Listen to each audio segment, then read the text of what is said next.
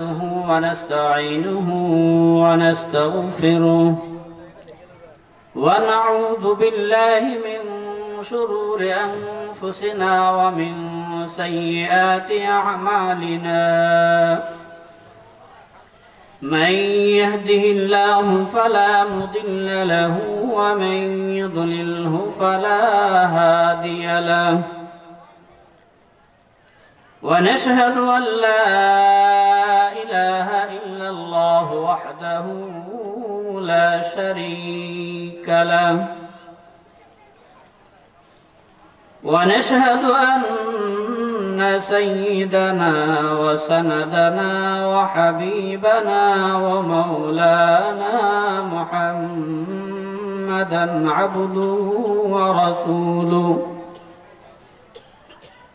الذي أرسل رسوله بالحق بشيرا ونذيرا وداعيا إلى الله بإذنه وسراجا منيرا أما بعد فأعوذ بالله من الشيطان الرجيم بسم الله الرحمن الرحيم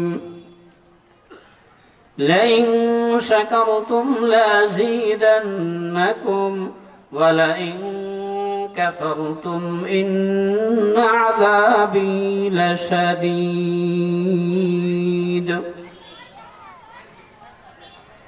وقال النبي صلى الله عليه وسلم لا تزول قدم ابن آدم حتى يسأل عن 5: عن عمره فيما أفناه وعن شبابه فيما أبلاه وفيما أين اكتسبه وماذا أنفقه وماذا عمل بما علما. اللهم صل على محمد وعلى آل محمد كما صليت على إبراهيم وعلى آل إبراهيم إنك حميد مجيد. اللهم بارك على محمد وعلى آل محمد كما باركت على إبراهيم وعلى آل إبراهيم إنك حميد مجيد.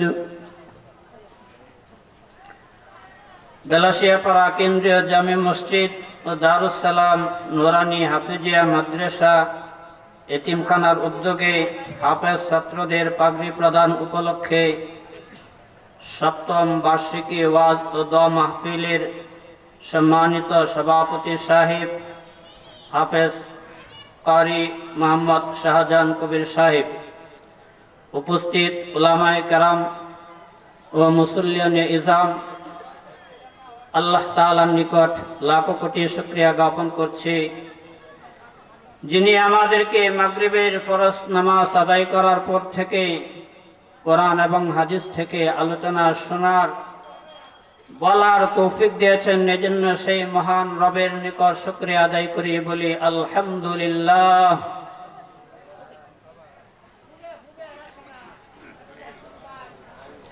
আল্লাহ তাআলা কোরআনে কারিমের ভিতরে বলেছেন যে বান্দা যদি আমার নিয়ামতের শুকরিয়া আদায় করে তাহলে আমি বান্দার প্রতি আমার নিয়ামত আরো বাড়াইয়া দেই, আর যদি বান্দা আমার নিয়ামতের শুকরিয়া আদায় না করে অকৃতজ্ঞ হয় তাহলে আমি তার কাছ থেকে আমার নিয়ামতগুলিকে ছিনিয়ে নিয়ে যাই, এমনকি তাকে আমি কঠিন শাস্তিতে গ্রেফতার করি।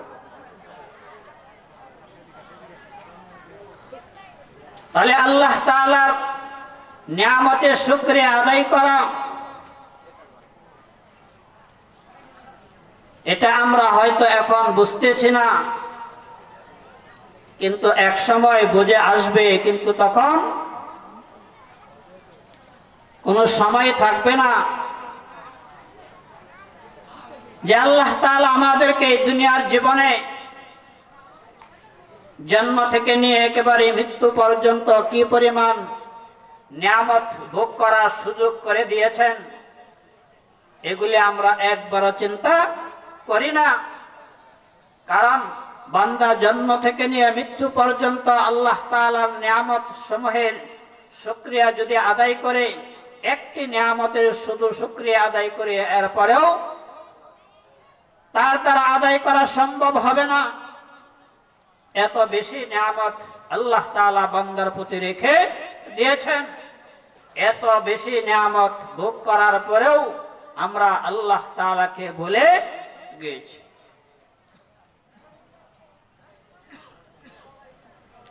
আল্লাহ তাআলা সূরা তাকাসুরের ভিতরে বলছেন, সুম্মা লাতুসআলুন্না ইয়াওমাইযিন আনিন নাঈম। অতঃপর অবশ্যই তোমাদেরকে আল্লাহ তাআলার দেওয়া নিয়ামত সম্পর্কে জিজ্ঞেস করা হবে। তোমরা সেই নিয়ামতের ব্যাপারে জিজ্ঞাসিত হবে। আল্লাহ তাআলা আমাদেরকে কি পরিমাণ নিয়ামত দিয়েছেন, সেই নিয়ামতের গুলি, সেই নিয়ামত সম্পর্কে আমরা একবারও চিন্তা করি না যে আল্লাহ তাআলা আমাদেরকে জন্ম থেকে নিয়ে একেবারে মৃত্যু পর্যন্ত আল্লাহ তাআলার কি পরিমাণ নিয়ামত আমরা ভোগ করি। আল্লাহ তাআলা যদি কিয়ামতের ময়দানে বান্দাকে তার নিয়ামতের ব্যাপারে প্রশ্ন করেন, তাহলে বান্দার প্রশ্নের উত্তর দেওয়ার কোনো কি থাকবে না, সামর্থ্য থাকবে না। কারণ আল্লাহ তাআলা বান্দার প্রতি এত অসংখ্য নিয়ামত দিয়ে রেখেছেন।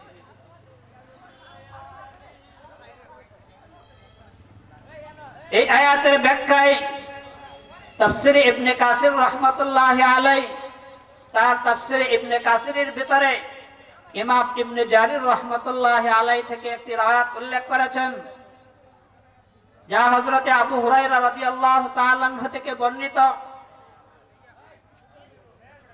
যে একবার হযরতে আবু বকর সিদ্দিক রাদিয়াল্লাহু তাআলা যিনি ইসলামের প্রথম খলিফা, তিনি অসময়ের ভিতরে মসজিদে এসে হাজির। এর কিছুক্ষণ পরেই দ্বিতীয় খলিফাতুল মুসলিমিন আমিরুল মুমিনিন হযরতে ওমর রাদিয়াল্লাহু তাআলা তিনিও মসজিদে এসে হাজির। এর কিছুক্ষণ পরেই আল্লাহর রাসূল সাল্লাল্লাহু আলাইহি ওয়াসাল্লাম সেখানে এসে তাশরীফ আনলেন। আল্লাহর রাসূল সাল্লাল্লাহু আলাইহি ওয়াসাল্লাম হযরতে আবু বকর, হযরতে ওমর রাদিয়াল্লাহু তাআলা আনহুকে ডেকে বললেন যে তোমরা অসময়ে এখানে কি করছো? তখন হযরতে আবু বকর রাদিয়াল্লাহু তাআলা হযরতে ওমর রাদিয়াল্লাহু তাআলা আনহু জবাব দিলেন যে ওই সত্তার কসম যিনি আপনাকে সত্য সহকারে প্রেরণ করেছেন যে আমরা ক্ষুধার তাড়নায়, ক্ষুধার ঝালায় ঘর থেকে বের হয়ে এখানে এসেছি।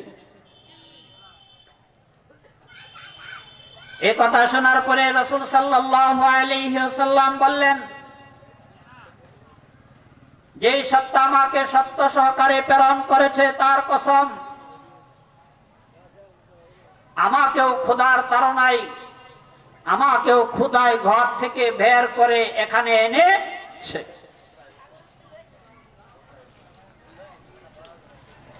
এরপরে তারা তিনজন চিন্তা করলেন যে কোন সাহাবীর বাড়িতে যাওয়া যায়। আল্লাহর রাসূল সাল্লাল্লাহু আলাইহি ওয়াসাল্লাম তিনি বললেন, চলো আমরা আবু আইয়ুব আনসারী রাদিয়াল্লাহু তাআলা আনহুর বাড়িতে যাই। আল্লাহর রাসূল সাল্লাল্লাহু আলাইহি ওয়াসাল্লাম দুইজন সঙ্গীকে নিয়ে হযরত আবু আইয়ুব আনসারী রাদিয়াল্লাহু তাআলা আনহুর বাড়িতে গেলেন। যাওয়ার পরে দেখলেন যে আবু আইয়ুব আনসারী রাদিয়াল্লাহু তাআলা আনহু বাড়িতে নেই, তার স্ত্রী বাড়িতে আছে।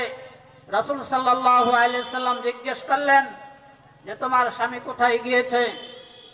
আবু আইয়ুব আনসারী রাদিয়াল্লাহু তাআলা আনহুর স্ত্রী জবাব দিয়েছেন যে আমাদের জন্য পানি আনতে পাশে গিয়েছেন, এক্ষুনি চলে আসবেন, আপনি বসুন। কারণ আবু আইয়ুব আনসারী রাদিয়াল্লাহু তাআলা আনহুর স্ত্রী এই তিনজন মেহমান দেখে এত আনন্দিত হয়েছেন যে এর চাইতে শ্রেষ্ঠ আর কোনো মেহমান হইতে পারে না, এমন খুশি হয়েছেন। পরক্ষণে হযরত আবু আইয়ুব আনসারী রাদিয়াল্লাহু তাআলা তিনি পানির মশক নিয়ে বাড়িতে আসছেন। আসার পরে দেখলেন যে পৃথিবীর সর্বশ্রেষ্ঠ তিনজন মেহমান আমার বাড়িতে উপস্থিত। তিনিও এত খুশি হলেন যে সেই পানির মশক তিনি খেজুর গাছের আড়ালে রেখে দিলেন।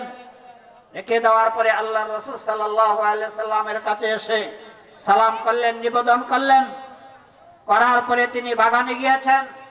বাগানে যাওয়ার পরে তিনি খেজুরের একটি বাদা পেরে আনলেন।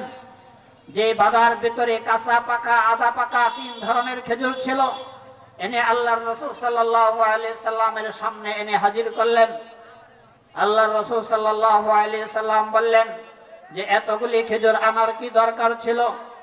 হযরতে আবু আইয়ুব আনসারী রাদিয়াল্লাহু তাআলা আনহু বললেন, ইয়া রাসূলুল্লাহ, আমি তিন রকমের খেজুর এই জন্য এনেছি যে আপনি তিন রকমের খেজুরের উপর হাত বুলাইবেন, আল্লাহ তাআলা আমার বাগানে বেশি করে বরকত দান করবেন। সুবহানাল্লাহ। এই জন্য আমি এনেছি। আল্লাহর রাসূল সাল্লাল্লাহু আলাইহি সাল্লামের সামনে খেজুর পেশ করার পরে তিনি একটি বকরি জবাই করলেন। বকরি জবাই করে গোশত রান্না করার পরে রুটি পাক করলেন, বানালেন।